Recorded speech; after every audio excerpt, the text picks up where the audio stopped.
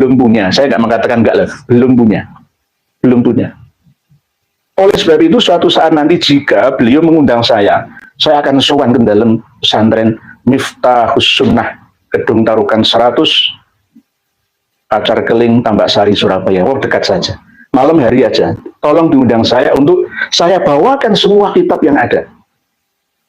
Saya jelaskan mulai dari A sampai Z. Insya Allah nanti akan terbuka. Karena selama ini 4 bulan yang lalu Romo Kiai Haji Miftahul Ahyar didatangi, disowani oleh Habib Umar bin Hafid dan para habib-habib yang lain. Karena memang tokoh ya, memang ciri khas mereka itu gambui. Gambui itu mendekati tokoh. Karena di dalam sosok tokoh itu mampu mengendalikan umat, jamaah pengikut santrinya. Itu namanya politik, namanya. Rekrutmen politik namanya. Beliau di sowani ke dalam beliau di pondok pesantren beliau. Jenengan lihat videonya ada.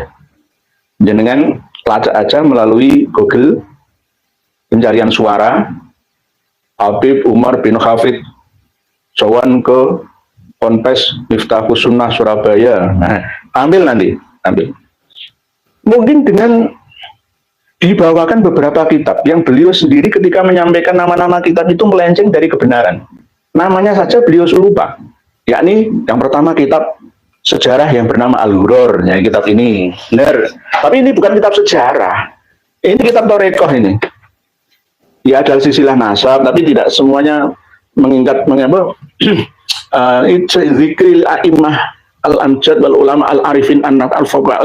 Jadi bukan sejarah. Tobakot seperti Tobakot, tapi ini khusus merekam ulama-ulama versi mereka gitu.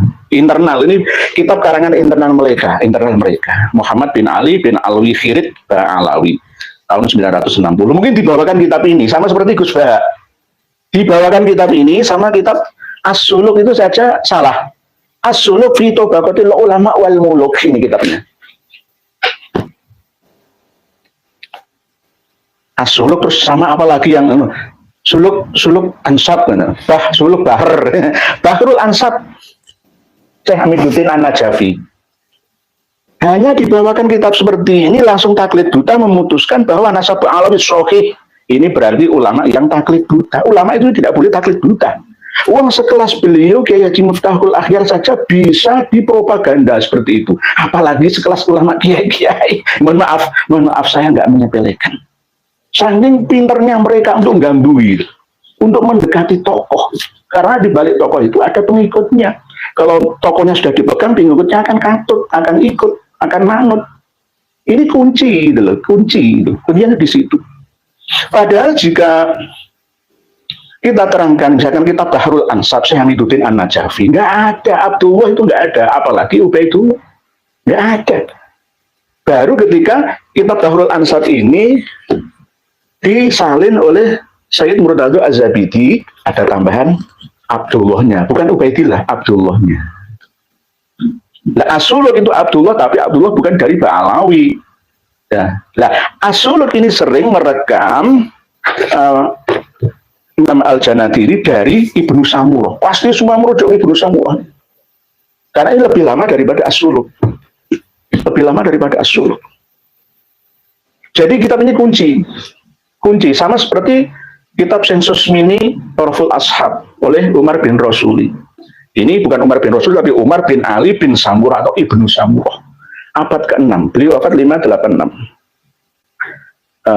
Umurnya tidak terlalu panjang beliau, Ibnu Samurah. Ada yang mengiko, ada yang mengatakan cuma 40 tahun. Setelah mengarang kitab ini selesai, beliau tidak diketahui di mana lagi, ada yang mengatakan seperti itu. Tapi Imam Al-Janadi merekamnya wafat sekitar antara tahun 586 Hijriyah. Ini Tobaqat Fuqaha'il Yaman. Generasi ke generasi orang-orang cerdas, ahli fikih, ahli hadis, semua terekam di sini. Tapi nggak ada satupun dari Ba'alawi yang disebutkan di sini. Pada tahun-tahun itu Ba'alawi sudah banyak. Imam Ahmad Al-Abah wafat 345 Hijriyah sampai 586 itu antara 200 tahun lebih. 200 tahun lebih itu berarti kan generasinya sudah banyak. Tidak hanya di Tarim, tidak hanya di Hadramaut, ya tidak hanya di Husai Isa sudah terekam semua harusnya, tapi nggak ada.